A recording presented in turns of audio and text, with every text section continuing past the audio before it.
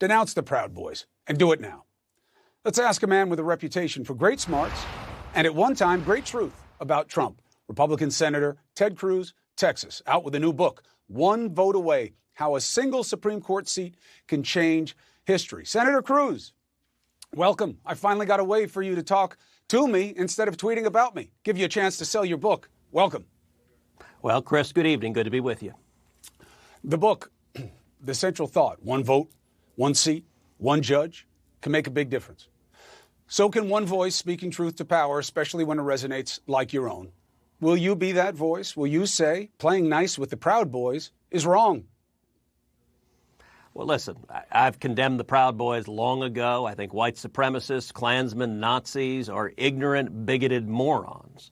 I also think that the American people care about the Constitution and Bill of Rights. They care about the Supreme Court. It was a big reason the president was elected. It was a big reason we have a Republican majority. And I think this vacancy on the court, it's the reason I wrote this book that was released just this week, because it focuses on the rights that are precious to so many of us: free speech, religious liberty, right, the Second Amendment, and how all of them really hang in the balance at the court. And I think that issue matters enormously, and for me, it's the most compelling issue. Absolutely. Now, I will exercise my right and say, was the president wrong to go soft on the Proud Boys in the debate last night? Oh, look, I wish he had been much clearer in his denunciation. I was glad today that he walked that back. No, he didn't. And look, I'm glad that he sought to walk it back. I'm glad his campaign sought to walk it back. But let me be clear also. The press is completely hypocritical on this issue. Really? The press is partisan in this regard. So 10 years ago, 2010, Joe Biden gave a eulogy for Robert Byrd, who was a grand cyclops of the KKK. Yeah. That's 10 years ago. You're really going to go with that? Oh, yeah. I know better you're a believe master it. debater, and Professor Dershowitz tells me you were the smartest student he ever had at Harvard Law. You're going to go with that weak-ass argument here? Byrd, who had a complete enlightenment about how hate was wrong, who changed his life, who spoke about it, who changed have you his ever ways. Eulogized a Klansman? I haven't. I'll give you another example. No, hold on. That's your example. Hold on. That's your example. You're going to use that. No, I'll give you another one. I'll give you a lot of examples. But hold on, because I don't want you to run away from the premise, Senator. I'm not you, but I'm not a fool either. He did it in Charlottesville. He did it with David Duke. The old Ted Cruz, who he called Lion Ted when he wasn't insulting your wife and your father, tweeted, "Hey, you're better than this, Mr. President." What happened to that Ted? I don't know if he changed or did just you change for some reason, Senator. Chris, I'm glad you take tips on insults from other folks. Really? Look, am I insulting you, sir? Oh yeah. How so? Oh yeah, you are, and so? you're enjoying it. That's I am fine. not enjoying it at all. Chris, I'm not enjoying anything about this except having an opportunity for you to say the right thing at the right time.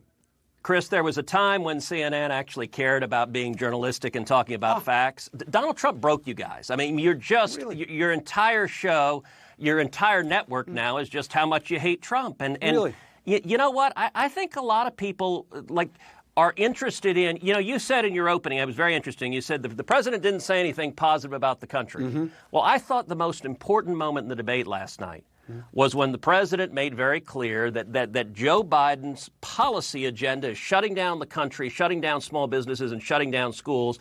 And our priority needs to be opening up the economy, bringing jobs back, getting kids back in school. And that's a very different policy agenda. We have had an enormous economic impact from this pandemic. We need to restart the economy. And I think the president and Joe Biden have very different visions. Joe Biden's policies, I think, don't work and hurt a whole lot of people. And when I'm back in Texas, people in Texas don't understand why the press is just like the only thing you talk about is how much you hate the president. Ted, I get the president's Senator, not your friend. When you were in the campaign, do you want me to read through some of the things you said about Donald Trump? You want to talk about somebody who had a chance to talk about policy but just stuck with a person? Nobody did it more than you did. That's why he gave you the nickname he did and beat you down with it. The idea that you're going to put that on the media. My brother, you are the guy who went on Twitter talking about my naked ass, but you won't tell him when he's being an ass. So why would you put it on me? Chris, fine, you hate the president. I do not hate the president. You are too smart to say something that's stupid. Chris, I respect him as president. I want better for this country. And frankly, I want you to speak to that as well. You can't say Chris, that they have a policy difference over closing down the country. Please don't interrupt every sentence. You're behaving. I get that you want to interrupt every sentence, but you're behaving like you were one of the debaters last night. We can have a respectful conversation and speak to each other civilly, Senator, or just yell at me. How many times have I invited you on the show? Well, I remember one time you tweeted out, Cruz is dodging 20 my show times. Literally while I was on Fox. I was on Fox and Friends. You had invited me. Yeah. You attacked me. And by the way, I did a 15-minute interview with CNN that I didn't day attack that CNN you. didn't I air. asked you to come on the show. And you said, I just did one with CNN.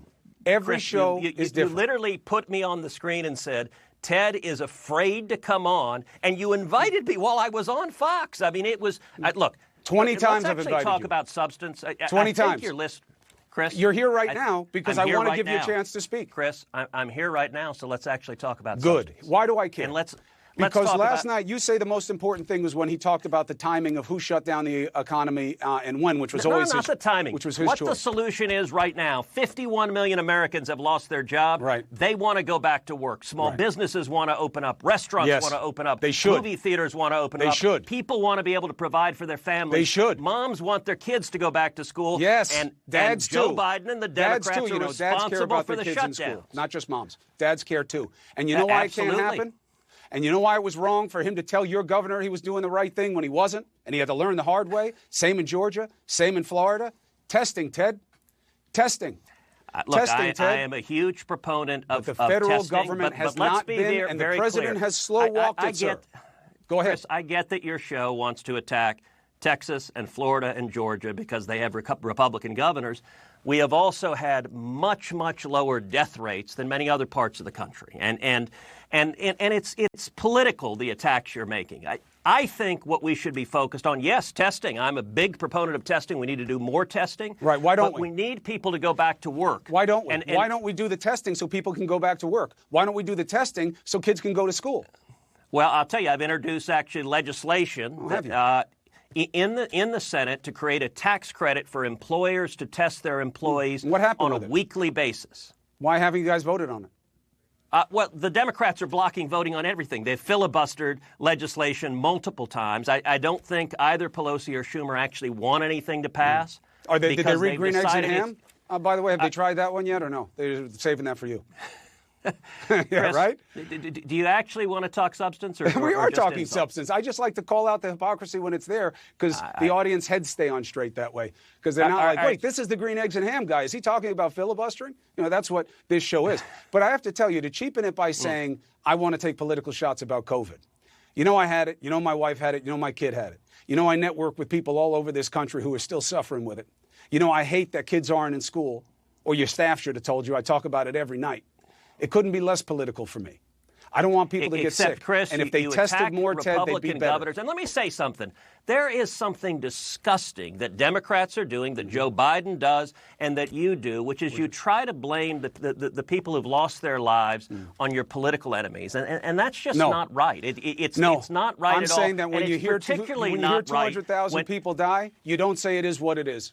I'm saying that but you know what? You could have it's slowed it down not and you right, didn't, Chris, you when own your it. brother has presided over the state with the highest death rate in the country. And New York's record will stand for itself. I know your brother didn't want those people to lose their lives, but you shouldn't play politics with So the you don't attack. think he intentionally killed them? That's good. That's very charitable of you, Ted. Of course not. But I do think we can have a very reasonable policy discussion about the policy mistakes in New York and New Jersey of sending COVID-positive patients into nursing homes. I think that was a very serious policy mistake. Right? That wasn't the most vulnerable population. It's one of the reasons why the death rate in New York is 4 times the death rate in Texas. Texas, the place where the governor said that you didn't need to test and you didn't need masks, right? Okay, and the president gave him a pat on the head? That's just a complete fabrication, and we test a lot. I've been tested The same governor times. who said we didn't need to shut down, go out, and then he had to turn around and do it differently because cases popped all over the place? That guy? Is that what Chris, you're talking about? was it a mistake? Or is that too political? Was it a mistake when your brother implemented a policy that nursing homes had to accept COVID-positive patients and endanger the lives of My tens brother of was the thousands first of one seniors to in New York say State? that there was a mistake? learning curve and that mistakes were made and they changed things as soon as they could. But then now, don't look, be a I could hypocrite write about that it. off as a political attack, right?